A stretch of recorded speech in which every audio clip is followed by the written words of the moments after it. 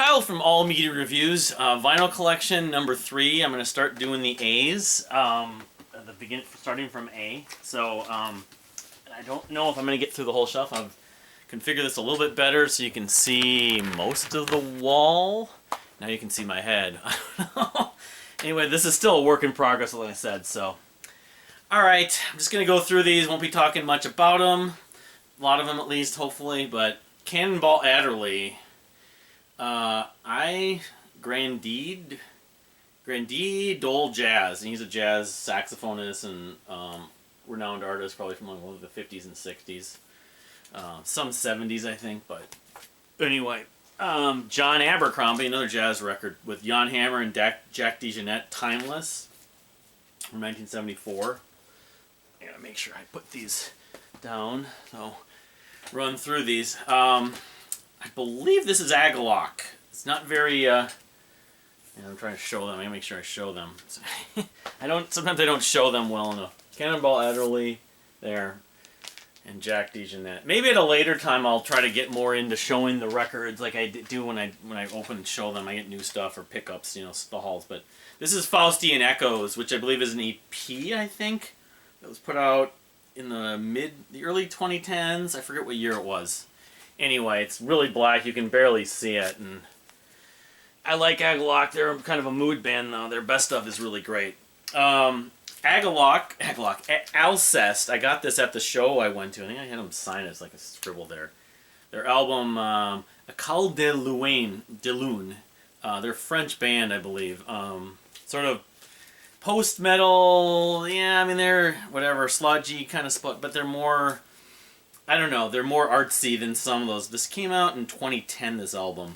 But I think when I saw them, that was right before it was with Anathema, right before they released Distant Satellites, so 2014. So it was like 2013 that I saw them. So I don't know if this was their most recent album at the time, but anyway. The only Alcest record I have. I've listened to a few of their records. I like them. I'm not a massive fan, but... So here's my Anathema. I only have a couple of their records. I've wanted to get more of their stuff, but for various reasons, for timing, pricing, the key ones, especially the more recent ones. But I only have the Optimist. I found this for a really good deal. Their last record, maybe their final record, from 2019. I always associate this with when I was moving. No, it was 2017 maybe. Yeah, it was 2017. It was when I was moving out of my apartment. Yeah. Yep. Off K-Scope. And then I have Alternative 4, which I believe I got Danny to sign. One of the main members of the band. But yeah, this is from 1998, Alternative 4. But I haven't spent that much time with the early stuff. Just Weather Systems, We're Here Because We're Here, Distant Satellites, The Optimist. Those are the ones I know the best, like a lot of people. Plus Falling Deeper, which was a rearrangement of... But they're more doomy period I've never spent a lot of time with. So anyway, moving on to... Now we got a lot of John Anderson here. So I have 2 copies of his first... Most people consider his best album, my favorite album, Elias with some Hillo.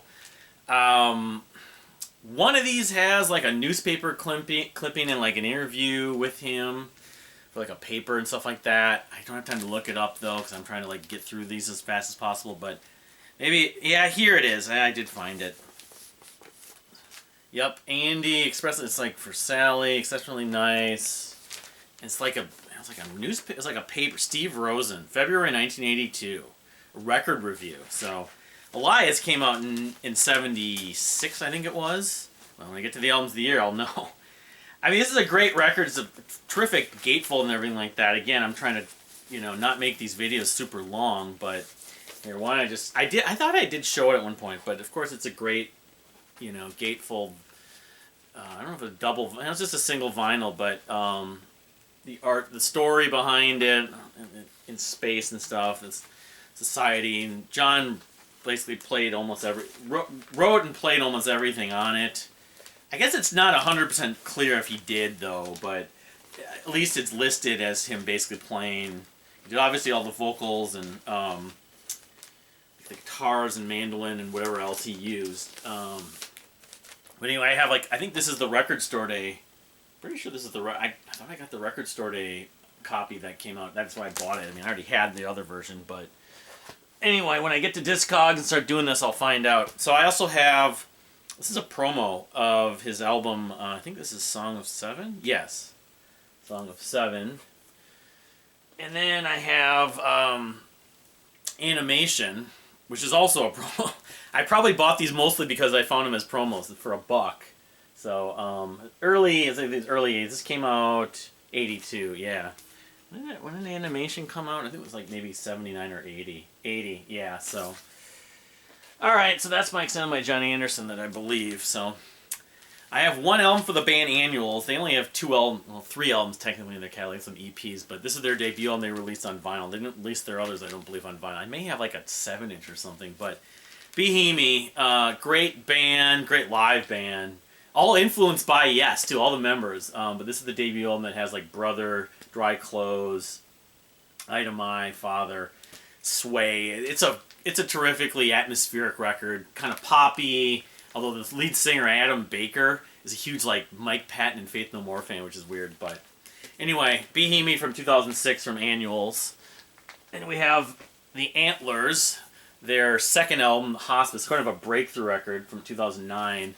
A lot of associations with this. This is one of my favorite records from that year. We'll find out when I do the 2009 albums. But very kind of melancholy, very epic story. I mean, the title itself kind of speaks to that. But you know, yeah, I love Hospice. I don't listen to it very much, but if I listen to it, I'm in the right mood. You know, there's kind of a Jeff Buckley element to the vocal style that, I forget the singer's name, but anyway, I saw them live around the time I could have gone to Transatlantic or them, and I went to see them. I mean, they were in town here. Transatlantic would have been like in Chicago, but although I remember was kind of underwhelmed by the live show, I was thinking I would be more moved by it. But anyway, Hospice from the Antlers, 2009. It's a copy of the Apples in stereo without any real artwork, just on the labels. And I haven't opened it, the shrink wrap stuff. I probably should do that right now. But their last album, which of course, Bill Doss, who I was an official member, but he passed away. Obviously, they talked about in the. I knew he'd passed away, but the Apples in stereo are sort of done for the most part. This is probably their final record. It's what was it? Not Tales of Mystery Imagination. Time and Space. I can't even find the label. It's called something like Mysteries of Time. You know, Travelers of Time and Space or something like that. Oh man, I should know. It doesn't even say on here. Celebrating the That's because I didn't get a label, but it's from 2010. I think it's called Future Vintage. I believe it's called Travelers of Time and Space, or the final Apples in Stereo album from 2010. But I'll post it in the description if I, because I can't think of it at the moment. I mean, I could look it up on my laptop, but I don't want to expend so much time. But yeah, this is. The Apples in Stereo, I don't have too many of the records on. This is the only record I have that's on vinyl, but this one and the one before it, Pneumatic Wonder, are the ones that are my go-tos. I have some of their other records on CD. They're, what the hell? It was on Yep Rock Records, the same record label that Josh Rouse stuff came on. But Travelers in Space and Time, that's what it is. Jeez, it's in small print there, but anyway, I think I found the Electric Fetus one day in the cut-up bin. So, all right, moving on. Another Apple band, the Appleseed Cast with Peregrine from 2006. I think this comes with a CD. Anyway, this was, I think, a record store that I remember I was seeking this out. But they have a lot of albums. I like some of the other ones, like Lola All, but this has always been my favorite. It has a song February, specifically. They're a post-rock band. They have some, punk emo elements, but this doesn't really have it. It's more textured and atmospheric, but it's not too out there. It's like a great blend. They have some other records I enjoy. Like I said, Lola All, Sagarmatha, but they never did anything better to me than this album, Peregrine, from 2006. All right. All right, Arch Matheos. I have two of their two albums, of course. Winter Ethereal from 2019 and Sympathetic Resonance from 2012. I think 2011, actually. Which I know there's a version of this that has the John Arch EP. a twist of fate that I would pay good money to get.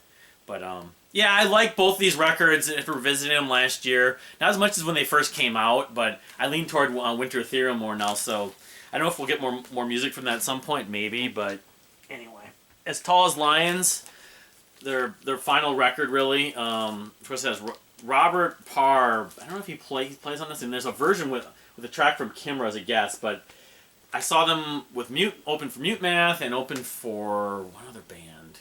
I saw them as a headliner. They were really starting to catch on a little bit, and their final record was getting more progressive compared to their earlier stuff. I liked some of their earlier albums too, the previous one, the self-titled. But Circles, You Can't Take It With You. There's a lot of fun, energetic tracks on this album. The title track, You Can't Take It With You. But, you know, I just kind of like was it, and then there's this documentary kind of shows a lot of what they went through. Kind of, this is their final hurrah in some ways. Even though I felt like when they opened for, who was the other band besides Mute Math they opened for? Dredge. What am I thinking? They opened for Dredge and opened for Mute Math. I thought that they were finally going to start catching on more so, and just, you know, whatever, life happens. So anyway, As Tall as Lions' final album. Then I also have a 12-inch single, Into the Flood, from them, which the B-side, it's like more like an EP, because it's got We're the Ones That Keep You Warm at Night, Breakers, Blacked Out, some acoustic stuff on the B-side there. So anyway, As Tall as Lions, miss them. Nicole Atkins, her album from 2000, it's like 2011 or 2000, yeah. I always associate this album when I met my wife, because she also liked Nicole Atkins, and the CD had come out. We were just kind of volunteering at the radio library, and I was like, oh, you know Nicole Atkins? I'm going to go to the Nicole Atkins show. So this is Mondo Amore, which I don't know if the guy on the cover here looks like that actor, but I can't think of his name, but I don't think it is. Anyway, The Tower is my favorite track on here, the final track, but it's kind of textured, you know, psychedelic pop, but there's more of a blues element to this than some of her others. I don't know, it's a little more punchy, this album, than some of her others. Although I like her other records, the previous album especially, that had Neptune City, I believe it was called. The title track is great. Anyway, but I don't have that on vinyl. So the final this is actually would go on B. So I'm going to call this video here, and if I have time now, I'll make a second video with the start of the Bs. But thank you for watching. Please subscribe if you haven't subscribed, and we'll see you next time.